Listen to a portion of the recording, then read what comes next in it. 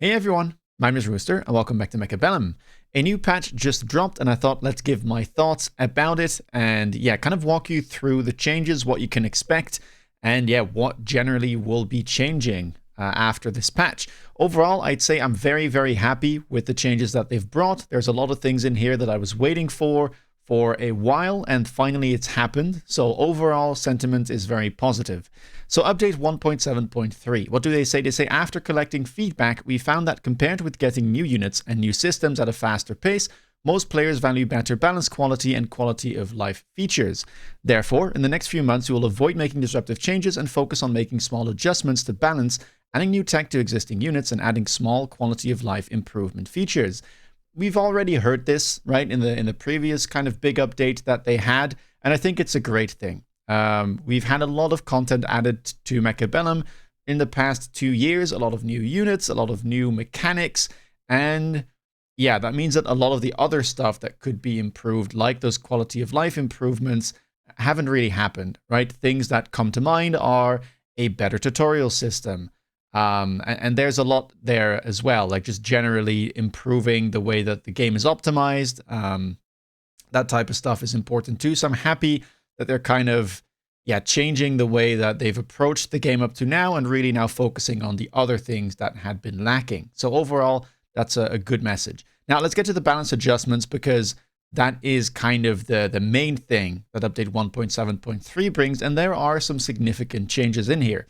Starting with crawlers, the loose formation unit spacing will be going down from 3.7 meters to 3.4 meters. So I believe it is getting nerfed again. And they say currently the number of crawlers used in later rounds is still too high, so we have further nerfed loose formation, which will enable units such as Arclight and Hound to be more effective against crawlers in the late game. Yeah, I think that is a good change. I've never liked loose formation. I don't think it was a great addition to the game. Not sure if it needed to be nerfed. Crawlers are powerful, not just because of loose formation. To be honest, Subterranean Blitz is an extremely powerful tech, but I'm happy to see that they are nerfing crawlers further because that will make it a little bit easier to then start nerfing chaff clear units and their high attack values, which they had because of crawlers being very tanky in the first place.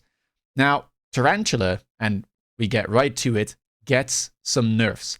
And not the 3% hit point from the previous patch, but some significant ones. Attack goes down by 7%, and high explosive ammo also will have a bigger attack modifier now, from -40 to -45%.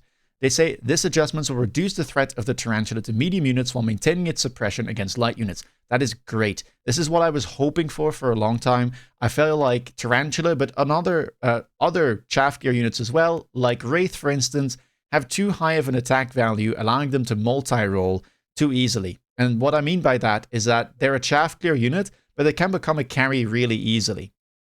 And of course, chaff clear units kind of have this trait to them because they fire fast, they've got a lot of high explosive kind of range, right? Which means that they just kill very efficiently without too much overkill, and that is, a fantastic trait to have if you want to carry. So what I've been hoping for is a nerf to units like Crawler, which were the main culprit in terms of chaff, so that you could nerf the attack on chaff clear units whilst still allowing them to chaff clear, but not being as overpowering into things like steel balls or sledgehammers. This does mean that sledgehammers will likely be even stronger now, so do kind of keep an eye out for that unit. It also means that the counter to sledgehammers like Raiden and Scorpion will likely be more played. But this is an overall really, really good thing, and I'm super happy to see this change. Arclight gets a 7% HP nerf. They say after last week's buff, the usage rate of Arclight has increased, but it still hasn't reached the average level of 100 supply units. After this HP buff, Arclight survivability will be further increased. So I actually don't think this buff was necessary. They already buffed Arclight's HP. I thought it was in a fine spot, and especially with the nerf to Crawler loose formation and the nerf to Tarantula here, I think Arclight would have been in a great spot. It's going to be in an even better one, considering it's even tankier now. Now, techs to think about maybe running on the bar would be something like armor enhancement, because it is really, really cheap on Arclights, and the fact that they buffed the base hit points means that that bonus you get from the armor is even better here, right? All of the buffs in Mechabellum are additive, but not if it's the base value, right? So buffing the base value is really, really useful for those type of stacking defense enhancements like armor. So I might run that, maybe something like range, elite marksman, EMP, and an armor might be my bar. I'll have to see, but I think that could be a decent tech to start running now. All right, let's get to Phantom Ray now. We've got an HP buff of 8% and a stealth cloak nerf. The time to enter the cloaked state goes from 1 second to 2.5 seconds. The attack modifier goes down from plus 40% to plus 20%, but it also gains an HP modifier of 20%, which before it didn't have. Armor enhancement also goes down in price. Now, what they say in the past, the cloak mechanic made players in the mid and low MMR range feel helpless when facing a large number of cloaked rays. As a result, we had to keep the Phantom Ray's HP at a low level, which in turn led to a very low usage rate of the Phantom Ray. After this adjustment, the Phantom Ray's stealth cloak will be easier to counter, but its ability to withstand damage will also be better. So, I kind of agree with this. Stealth cloak is just a very annoying mechanic to deal with. And yeah, it made it so that sometimes phantoms would just get completely out of control because of the tech. So I don't mind it being nerfed. I still thought Phantom was pretty decent. I started using it more and more myself, especially that enhanced range Phantom Ray card I really like. The bonus HP means that a tech like Energy Shield is going to be even better now, right? Because you just double your effective hit points. And yeah, with those HP modifiers, I think that could be scary. So I'm looking forward to this. Arm enhancement as well, going down in price. So we might see that a bit more into Mustang. And speaking of Mustang, we've got a buff here as well to high explosive ammo. The price of the tech goes down all the way to just 50, and its attack modifier goes from minus 30% to minus 35%. So a small nerf to the tech's stats, but a buff to its cost. So this adjustment will make it easier for players to transform the Mustang into a specialized anti-light unit. I like this. I think it's good to buff Mustang in a more chaff clear role and kind of trying to make players move away from that all-around carry unit that we all know. Of course, Mustang will still be able to do it, but now people have some type of incentive to try and click high explosive, and you're definitely not going to carry or deal damage, right, by clicking high explosive ammo. So this is a smart change, and I like it a lot. Raiden gets some buffs as well. The hit points go up by 5%. Fork goes down by to 10 range now instead of minus 15. And Chain's price goes down to 250. They say the usage rate of Raiden among giant units remain low, and this adjustment aims to make Raiden more effective against medium-sized units such as Sledgehammer and Phantom Ray.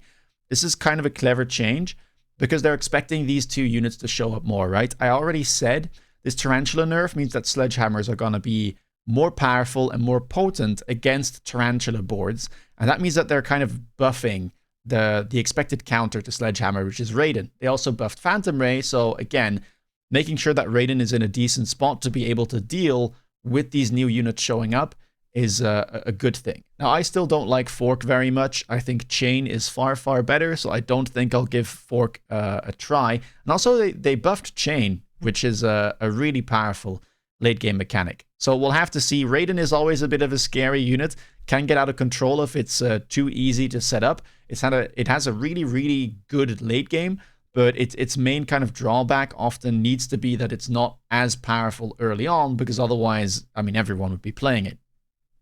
Sledgehammer's armor enhancement goes down to 250.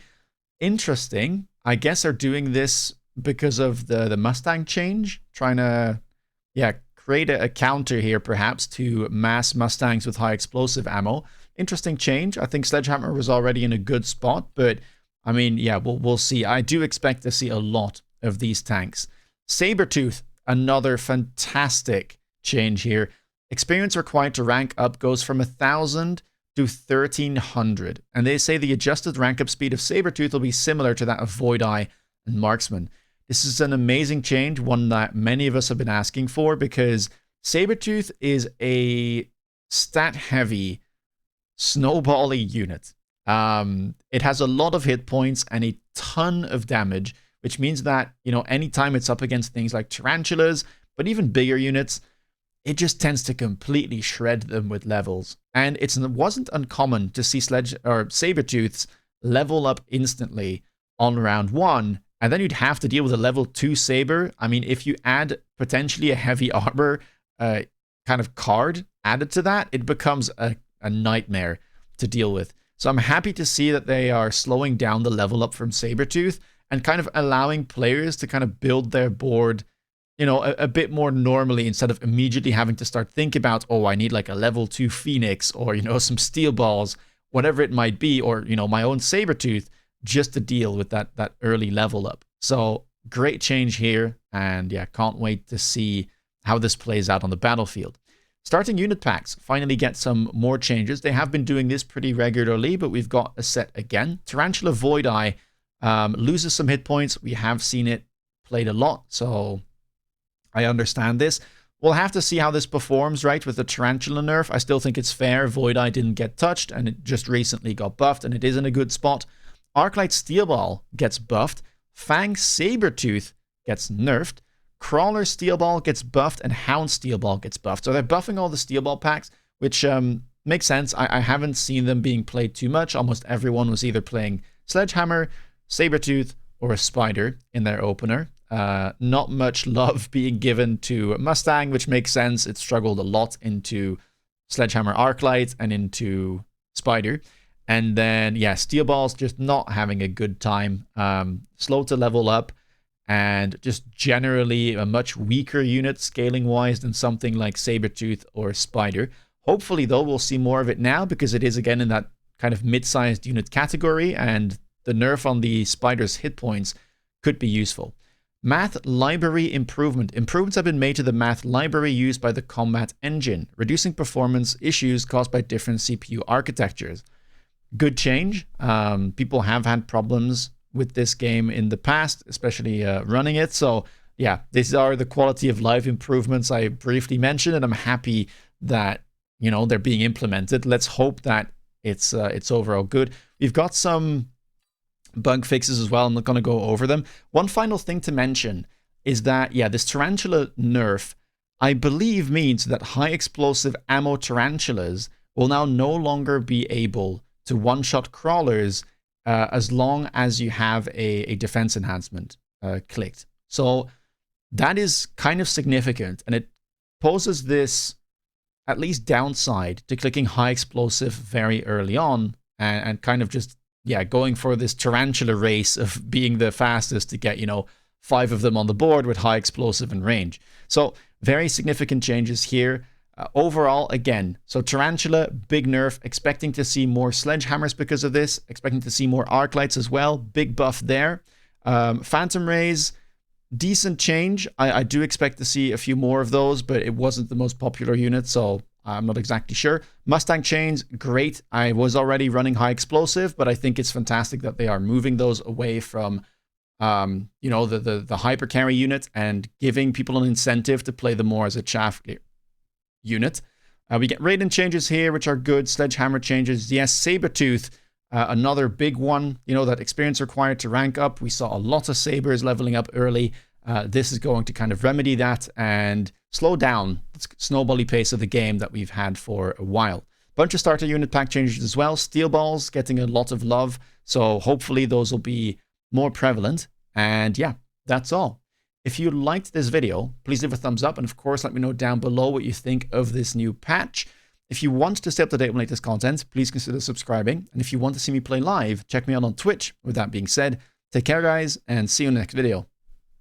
Bye bye.